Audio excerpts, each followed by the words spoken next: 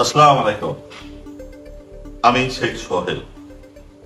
আপনারা জানেন যে আহ, আমার নামে একটি মামলা দেওয়া হয়েছিল, চাঁদাবাজি। মামলার তারিখটা ছিল 23 এপ্রিল 2024। তো এই মামলাটা বাংলাদেশের বিভিন্ন জায়গায়, বিভিন্ন সোশ্যাল মিডিয়া, ইলেকট্রিক মিডিয়া এবং টিভিতে সম্প্রচার করা হয়েছিল। তো একটি সত্য, আমার এই মামলাটা সম্পূর্ণ একটি মিথ্যা এবং বানোয়াট।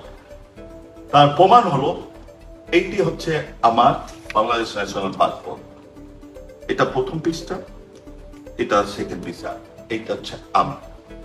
এবার আপনাদের আমি দেখাই যে, আমি আপনাদের দেখাচ্ছি যে আমি 20 এপ্রিল 2024 বাংলাদেশ ক্রিকেট বোর্ডের অস্ট্রেলিয়াতে শেখ হাসিনা স্টেডিয়ামের একটি প্রকল্প ছিল। ওইটার জন্য আমি অস্ট্রেলিয়ার এই মিটিং এ অ্যাটেন্ড করতে গিয়েছিলাম।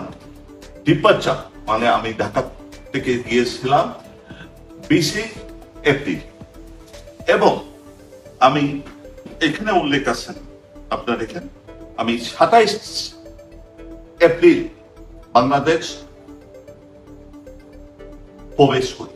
এখানে এয়ারমেল সিল দেওয়া আছে ডিপার্চার যাওয়ার সময়, এবং 20 এপ্রিল 2024, এবং আসা এয়ারমেল 27 এপ্রিল 2024।